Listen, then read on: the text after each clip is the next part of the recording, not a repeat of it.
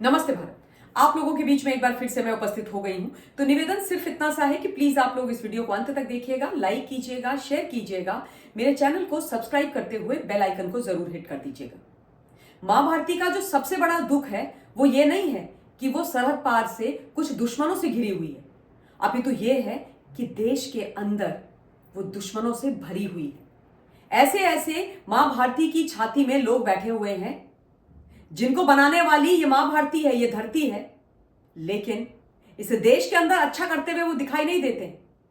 जब जब मां भारती के ऊपर कष्ट आता है, दुश्मन मुल्कों से कोई प्रहार होता है, तब इन लोगों की जो धमक है, जो आवाज है, वो दुश्मन मुल्क में होती है। और केवल कुछ लोगों की लोक गायिका, कोई सोशल मीडिया इन्फ्लुएंसर की नहीं, इस देश के so called main stream politicians, जो इंडिया अलायंस के बड़े नाम चेहरा हैं, उनका केवल वहां पर मीडिया, सोशल मीडिया में नाम नहीं चलता है, बल्कि वहां की संसद में बकायदा नाम लिया जाता है, उनको बड़ा सम्मान दिया जाता है। और वो भी कब? जब हम पाकिस्तान के साथ युद्ध करने की कगार पर हैं।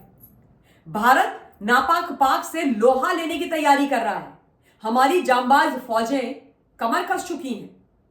देश के आदरणीय प्रधानमंत्री जी ने खुली छूट हमारी सारी सेनाओं को दे दी है और बोला है कि ये जो आतंकवाद है और आतंकवाद को पैदा करने वाले, उनको बढ़ावा देने वाले, उनको शेल्टर देने वाले जो लोग हैं, जो कोई भी वो हैं, उन सबको नेस्ते नाबूद करना है, जमींदोज करना है, मट्टी में मिलाना है। उस समय देश के साथ खड़े होने के बजाय, देश के प्रधानमंत्री के साथ खड़े होने के बजाय, देश की सेनाओं के साथ खड़े होने के बजाय, ये लोग दहशतगर्दों के पक्ष में जाकर के खड़े हो रखे हैं, उनको सपोर्ट कर रहे हैं। और यह मां भारती का सबसे बड़ा दुख है। अभी कुछ दिन पहले मैंने बताया था आपको कि कांग्रेस पार्टी यानी मैडम सोनिया गांधी के सबसे करीबी खासम खास कर्नाटका के जो मुख्यमंत्री हैं मिस्टर सिद्धरामैया, वो पोस्टर बॉय बने हुए थे पूरे पाकिस्तान के मीडिया और सोशल मीडिया में। उसके अलावा इनके इनके टुकड़ों पर पलने वाली 2 रुपए वाली नेहा सिंह राठौर, उसके गीत गाए जा रहे थे मीडिया, सोशल मीडिया पाकिस्तान में। एक रैंटिंग गोला नाम की कोई सोशल मीडिया इन्फ्लुएंसर है, बकवास वाहियात किस्म की महिला, उसकी भी तारीफें हो रही थी पाकिस्तान में। यह सब कम नहीं था कि अब इस लिस्ट में एक और बड़ा नाम शामिल हो गया है, और वो नाम है उत्तर प्रदेश के पूर्व मुख्यमंत्री, समाजवादी पार्टी के सुप्रीमो और वर्तमान में जो मेंबर ऑफ पार्लियामेंट हैं, ऐसे मिस्टर अखिलेश यादव का। अखिलेश यादव जी तो इन सब के गुरु निकले, इनके बाप निकले, क्योंकि वो मीडिया और सोशल मीडिया में केवल छाए नहीं रहे, वहीं तक सीमित नहीं रहे पाकिस्तान में। वो तो साहब सीधे सीधे उनकी संसद में पहुंच गए, धमक उनकी संसद के अंदर हो गई। पाकिस्तान का एक सांसद है सैफुल्ला, उसने बड़ी टेबल बजा बजा कर, ठोक ठोक करके अखिलेश यादव और समाजवादी पार्टी का महिमा मंडन किया पाकिस्तान के अंदर, और बोला कि उत्तर प्रदेश के समाजवादी पार्टी को देखो, उनके सिपह सलार को देखो, वो लोग भी अपनी सरकार का, अपने प्रधानमंत्री का साथ नहीं दे रहे हैं। वो कह रहे हैं कि नहीं भाई, तुम तो तुष्टीकरण की राजनीति करते हो, उनकी बात सुनो, वो साथ नहीं दे रहे हैं। सोचिए आप। और ये इस देश के लॉ मेकर हैं, मेन स्ट्रीम पॉलिटिशियंस हैं। और देखिए, स्पष्ट बात है, इतिहास गवाह है इस बात का, जब इस देश में मुगल आए हों, अंग्रेज आए हों, अगर मां भारती को हराने में किसी का हाथ रहा है, इन जो मुगल और अंग्रेज हैं उनको छोड़ करके, तो वो रहा इस देश में छुपे हुए मीर जाफरों का। मीर जाफर तब भी थे, मीर जाफर आज भी। और इन मीर जाफरों को पहचानना, इनसे निपटना हम सबको आना चाहिए। पर दुख ये है ना हिंदुस्तान, कि पाकिस्तान के ऊपर तो हम चढ़ाई कर सकते हैं, सर्जिकल स्ट्राइक, एयर स्ट्राइक कर सकते हैं, उनको मार सकते हैं। ये जो मीर जाफर हैं, इनको हम कैसे सबक सिखाएं? मुझे ऐसा लगता है कि इनकी नेमिंग और शेमिंग करना बहुत आवश्यक है। और जिससे इनको सबसे ज्यादा फ्यूल मिलता है, ऑक्सीजन मिलता है, यह है उनकी राजनीति, सत्ता, कुर्सी। उससे इनको वंचित रखना पड़ेगा। जनता जनार्दन को अपने वोट से इनको वंचित रखना पड़ेगा, और इनको ईंट का जवाब पत्थर से देना पड़ेगा। मैं स्पष्ट शब्दों में बोल रही हूं, क्योंकि इनको केवल वही भाषा समझ में आती, उसके अलावा कोई भाषा समझ में नहीं आती। मैं कहती हूं, पॉलिटिकल साइंस की स्टूडेंट होने के नाते, कि किसी भी लोकतंत्र के लिए एक स्ट्रांग ऑपोजिशन का होना आवश्यक है। पक्ष हो तो विपक्ष जरूर हो, क्योंकि पक्ष और विपक्ष एक सिक्के के दो पहलू हैं।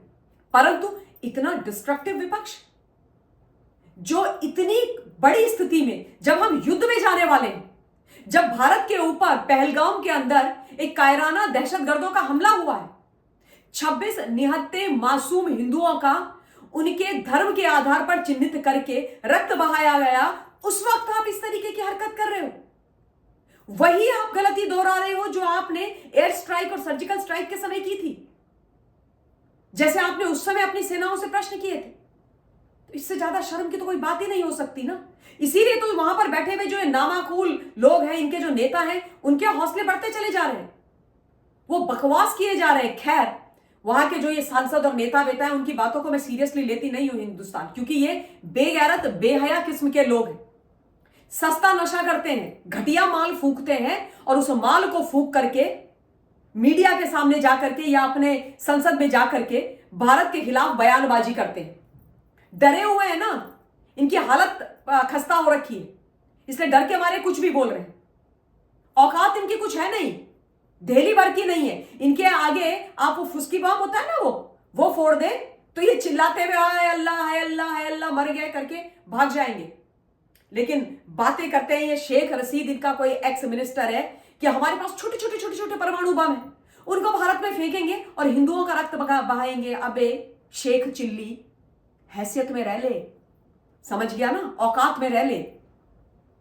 और इस तरीके के जो बयान है, उससे तुम्हारी जो पाकिस्तानी आवाम है वो खुश नहीं हो रही हो, तुम पर हंस रही है। तुम्हारे मीम बना बना करके सोशल मीडिया में उन्होंने बाढ़ ला दी है। और भारत के हत्थे अगर तुम चढ़ गए ना, भारत के लोगों और भारत के फौज के, तो तुम्हारे ऐसे छोटे छोटे छोटे छोटे छोटे छोटे छोटे छोटे परमाणु बम बन जाएंगे कि तुम्हें समझ में भी नहीं आएगा तुम्हारा क्या हाल हो गया है। तो अपनी ये गीदड़ भक्की और बकवास अपनी जेब में रखो, और अपने खुदा भगवान जो भी है अल्लाह को बनाओ और बोलो कि भैया हमारी जान बच जाए, क्योंकि तुम सबका तिया पाचा होने वाला है। और पलवाशा खान, उसकी तो बात मैंने आपको बताई दी है। बर्बाद औरत, सस्ता नशा फिर से करने वाली, जो कल अपनी संसद में जाकर के कह रही थी कि इंशाअल्लाह फतेह करेंगे भारत के ऊपर, उसके बाद राम मंदिर को तोड़कर बाबरी बनाएंगे, और हमारा उसके नींव का जो पहला पत्थर ईंट होगा वो हमारे जो रावलपिंडी के सैनिक हैं पाकिस्तान आर्मी के, वो रखेंगे, और वहां पर अजान जो है वो असीम मुनीर करेगा पहली। मतलब इतनी वाहियात दो कौड़ी की घटिया औरत है ये पलवाशा खान, चरित्र विहीन, जिसकी कोई हद नहीं है। इसके चरित्र की पूरी कहानी वर्णन मैंने कल के लाइव में किया है, उसको आप सुन लीजिएगा। आईएसआई का डायरेक्टर जहीर उल इस्लाम था, उसकी ये दूसरी बीवी थी, शादी करी थी उससे इसने 2016 में, 3 साल तक शादी छुपा के रखी। और वहां के एक आर्मी ऑफिसर थे जिनका नाम था आदिल राजा, उन्होंने खुलासा किया था कि ये शादी से पहले बिन ब्याह ही मां बन गई थी, इसलिए मजबूरी में वो जो डायरेक्टर था जहीर उल इस्लाम, उसको इससे शादी करनी पड़ी थी। और 2019 में इनकी शादी जाहिर हुई, 2020 में लड़ गए, उसके बाद तलाक शलाक हो गया। और ये जो बीवी है ये आसिफ अली जरदारी, बिलावल भुट्टो के जो बाप हुआ करते हैं, बेनजीर भुट्टो के पति, उनकी जासूस गर्ल, आइटम गर्ल के नाम से जानी जाती थी। तो ऐसे तो वाहियात दो कौड़ी के घटिया लोग बैठे हुए हैं वहां पर, जिनको अता पता है नहीं कि क्या बोल रहे हैं। इनको पता भी है कि अयोध्या कहां पर है, राम मंदिर कहां है, भारतवर्ष की आन बान शान, उसके तरफ एक शब्द बोल दोगे ना तो जुबान खींच के ऐसे निकाल लेंगे, समझ गए। इस देश के प्रधानमंत्री मोदी जी हैं और यूपी में मुख्यमंत्री योगी जी हैं, और इस देश के अंदर ऐसी जाबाज फौज है और ऐसे 140 करोड़ लोग हैं जो बीवी तुम्हारी ऐसी तैसी कर देंगे। तो ये जो सस्ते नशे फूक रही हो ना, जरदारी और बिलावल भुट्टो के पैसों में और आसिम मुनीर के पैसों में, उससे अपनी जान की खैर मनाओ और खैरियत मांगो, समझ गई। और चुपचाप मुंह बंद करके अपने घर में बैठी रहो तुम। और इन लोगों की हिम्मत, ये हमारे देश के अंदर जो बैठे हुए हैं ना और जो भारत विरोधी बयान दे रहे हैं, उनके कारण बढ़ रही है। पर मैंने तो ठान ली है कि मैं किसी को भैया छोड़ने वाली नहीं हूं, मैं सबको एक्सपोज करूंगी। हां, एक नामाकूल सा कोई है, पाकिस्तानी होगा, मुझे कहता है कि तुम कुछ ज्यादा नहीं बोल रही हो, तो उसको मैं बोलना चाहती हूं, सुन 2 टके के आदमी, अभी तो मैंने ज्यादा बोलना शुरू ही नहीं किया है, अभी तो मैंने बोला ही नहीं है। ऐसा ऐसा बोल सकती हो ना कि तुम्हारी हड्डियां कांप जाएंगी। मां भारती की बेटी हूं, उत्तराखंड की बेटी हूं, भारत की बेटी हूं, समझे। तुम जैसे भारत विरोधी नामाकुल डरपोक 2 कौड़ी के दहशतगर्दों को उनकी हैसियत दिखाना जानती हूं। और सुनो, बहुत तगड़े फैमिली बैकग्राउंड से आती हूं, सिर्फ बोलने की बात नहीं है। जिस दिन मां भारती के लिए आवश्यकता पड़ेगी, हथियार उठाकर, गन उठा करके सरहद पर जाकर के तुमसे लोहा लेना भी जानती हूं, समझ गए। तो इसलिए अपनी बकवास बंद, zip up, sit inside your house, go hide with Asim Munir bunker में, समझ गए। और वो ये आसिम मुनीर इस देश के अंदर आकर के अजान देगा, जिसकी पैंट गीली और पीली हो रखी है, जो बाहर नहीं निकल पा रहा है, जिसकी औकात नहीं हो पा रही है कि अपनी सेना को फेस कर सके, जिसके पीछे सेना पड़ी हुई है, जिसका तख्ता पलट होने की तैयारी हो रखी है, जो बर्बाद हो गया है, जिसका गुलिस्तां एकदम खत्म, समाप्त, उजड़ गया है, साला उजड़ा चमन, वो अजान करेगा ये पलवाशा खान के साथ। तुम जाओ बंकर में अपना इलू इलू करो, ठीक है ना, और बकवास बंद। इन्हीं शब्दों के साथ इस वीडियो के लिए इतना ही। बहुत बहुत धन्यवाद। जय हिंद।